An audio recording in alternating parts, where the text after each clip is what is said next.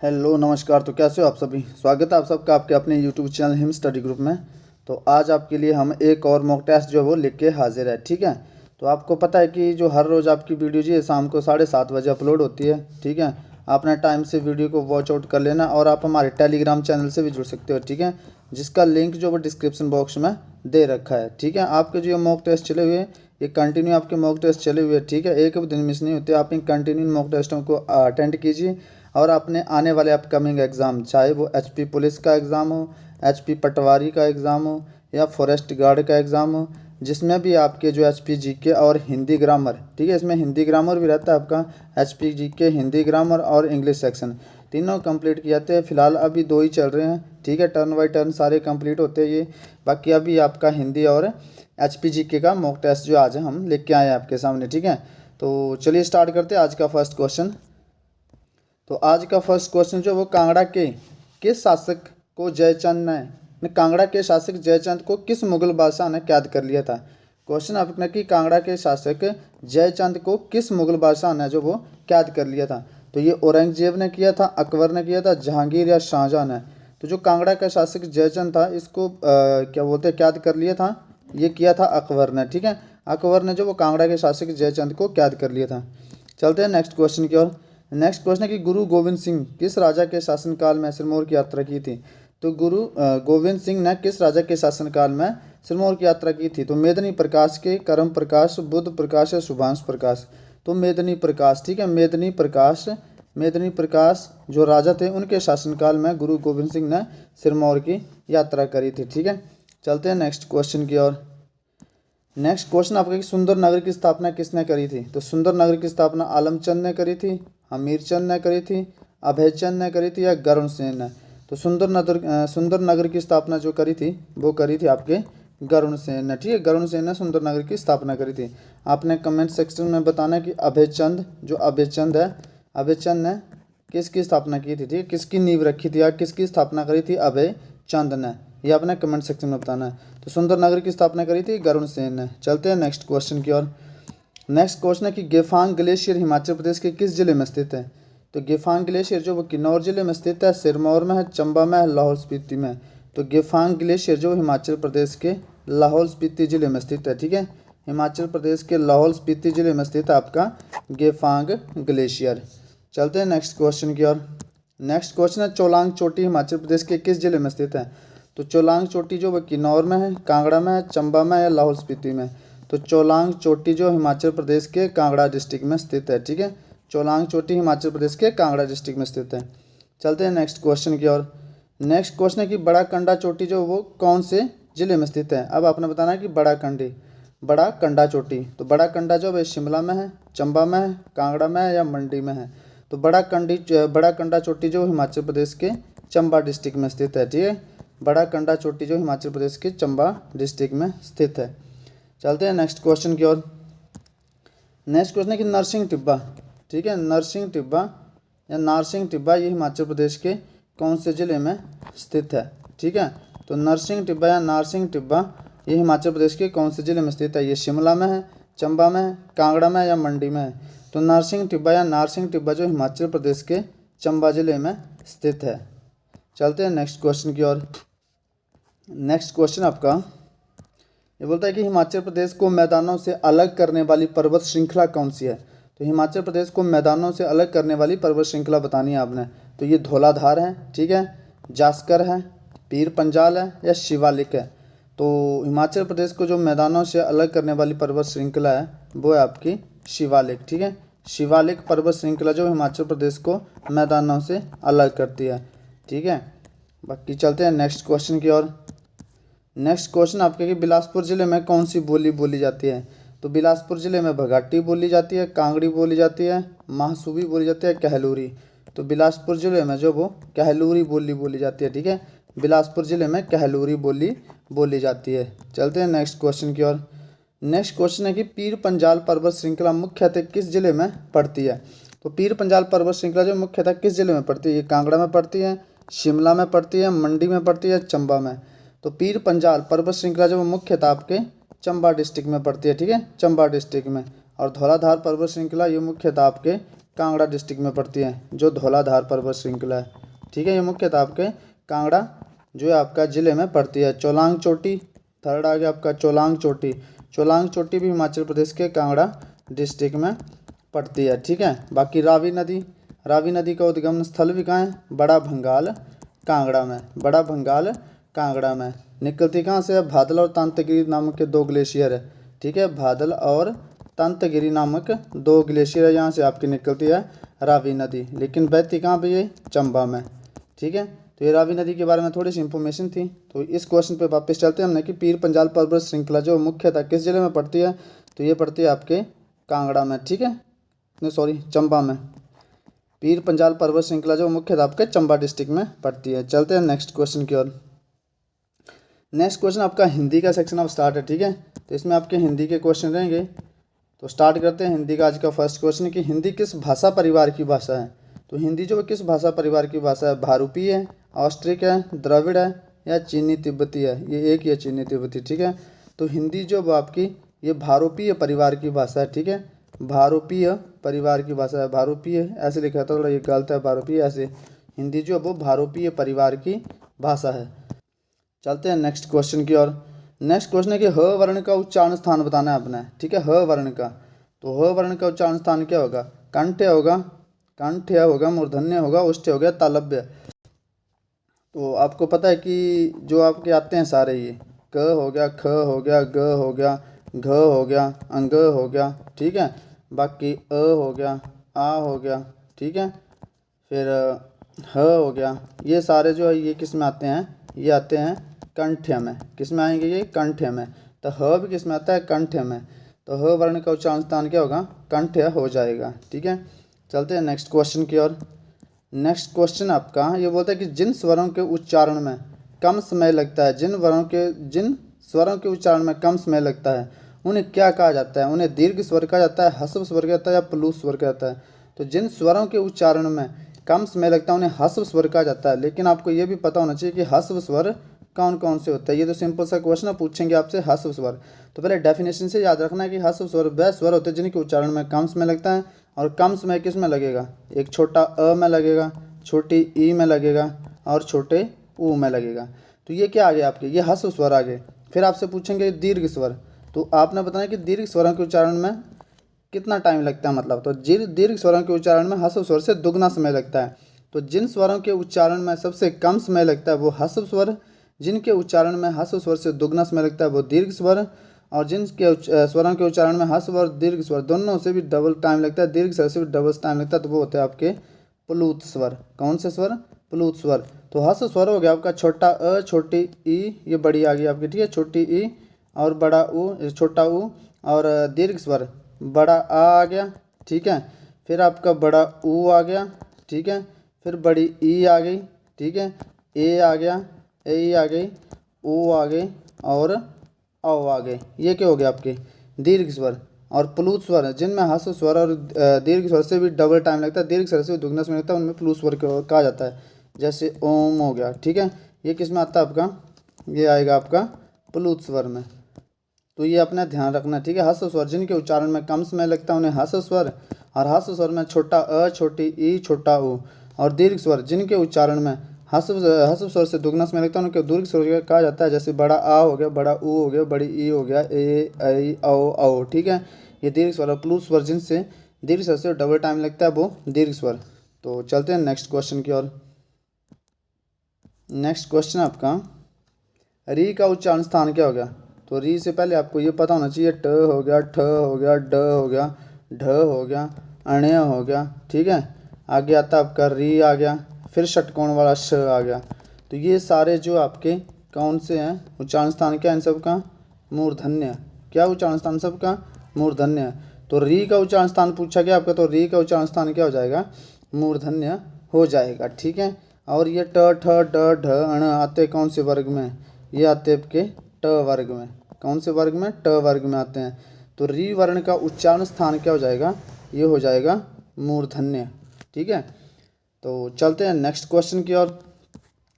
Next question है कि दो वर्णों के मेल से उत्पन्न होने वाले विकार को क्या कहा जाता है?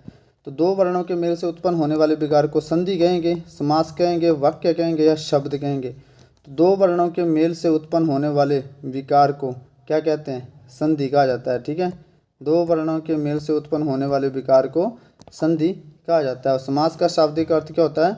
संक्षेप करना। ठीक है, समास का अर्थ होता है कम से कम शब्दों में अधिक से अधिक अर्थ प्रकट करना, इस समास का लक्ष्य होता है। ठीक है, जैसे आपका कोई भी ले लो, नीलकंठ हो गया, तो नीलकंठ जो है ये पूरा शिव जी को बता रहा है। ठीक है, तो ये समास होता है। और वर्णों के मेल से उत्पन्न होने वाले विकार को संधि कहा जाता है। चलते हैं नेक्स्ट क्वेश्चन की ओर। अब आपसे पूछा गया कि व फ किस प्रकार के वर्ण है? तो ये अनुनासिक वर्ण है, कंठ तालव्य है, कंठोष्ठ्य है। ठीक है, कंठोष्ठ्य है या फिर दंतोष्ठ्य है।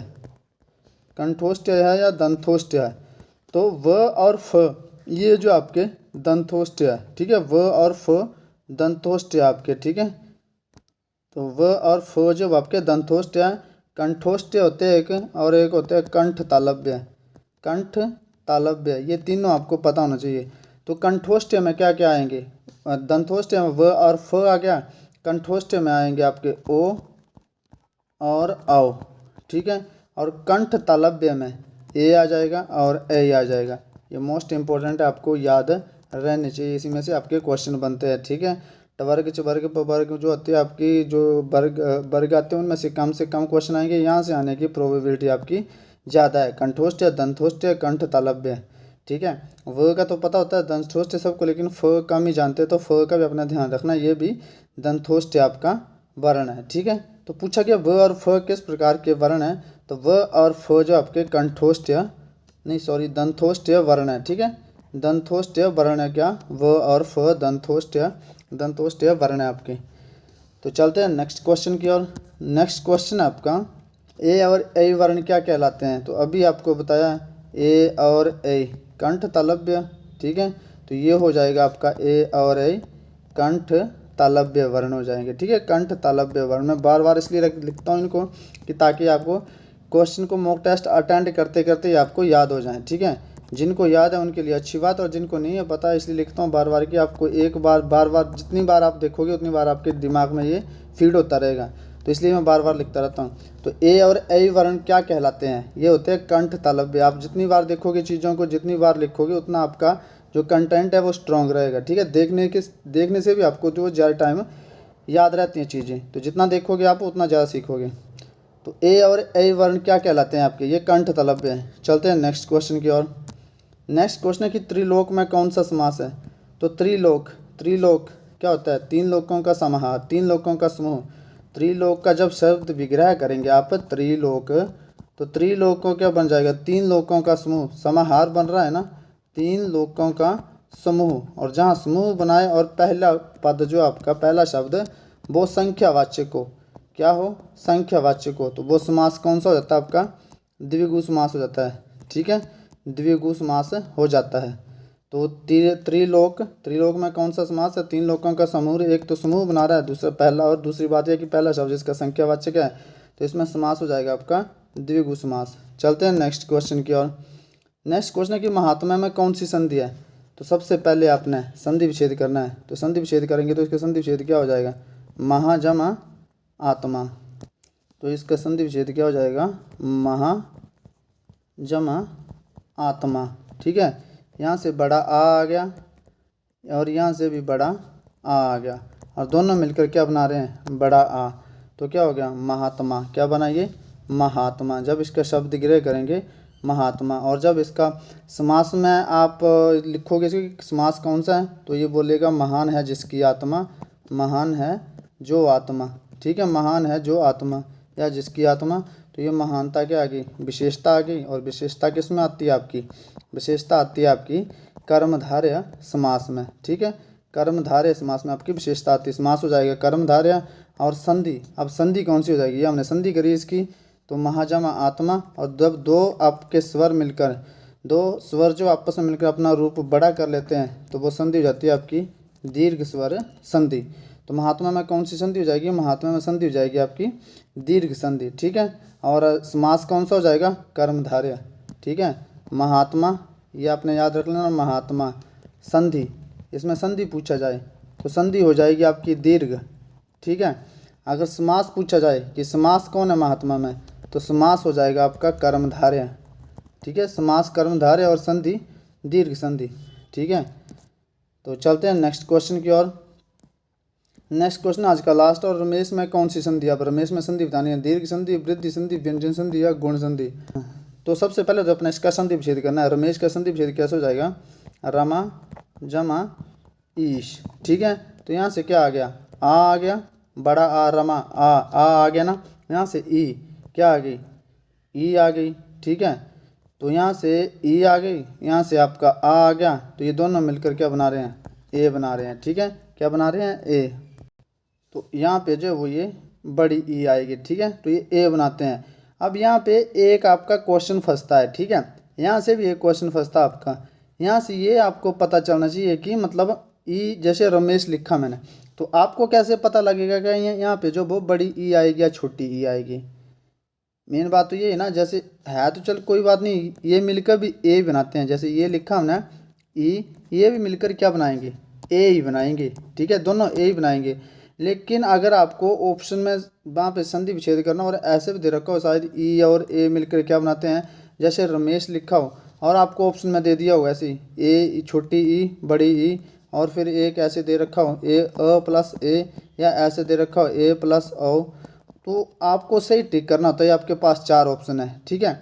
ये आपका रमेश का ऐसे संधि विच्छेद रखा आपको, और ये आपके पास 4 ऑप्शन है। अब ये फर्स्ट सेकंड, ठीक है, ये थर्ड, ये फोर्थ, ये 4 ऑप्शन आपके पास रखा है। एक बार अच्छी तरह से एक्सप्लेन करता हूँ, ये मोस्ट इंपॉर्टेंट कंसेप्ट है, ठीक है। जैसे मैं लिख रहा हूँ रमेश, मैं लिख रहा हूँ रमेश, ठीक है। तो ये आ गया आपका रमा जमा ईश। अब यहाँ पे रमा ही क्यों लिखा हमने, राम क्यों नहीं लिख दिया, ये भी एक क्वेश्चन आपका, ठीक है। डाउट है ये भी कि राम ही क्यों लिख दिया, रमा क्यों लिखा, राम क्यों नहीं लिखा, राम क्यों नहीं लिख दिया। तो पहली बात तो ये कि हमें 2 प्रॉपर शब्द बनाने हैं, ठीक है, जो बनते हो। ऐसे नहीं कि आप राम लिख दो और राम जमा ईश कर दो। तो जो प्रॉपर शब्द बनते हो वो कोशिश करनी है बनाने से। ये आप जितनी प्रैक्टिस करोगी तभी आपके नॉलेज में आएगी। तो रमा शब्द होता है, राम कोई शब्द होती है, ये तो आपकी शराब आ गई या कुछ भी आ गई। राम कोई शब्द ऐसा दिखा नहीं कोई ढंग का।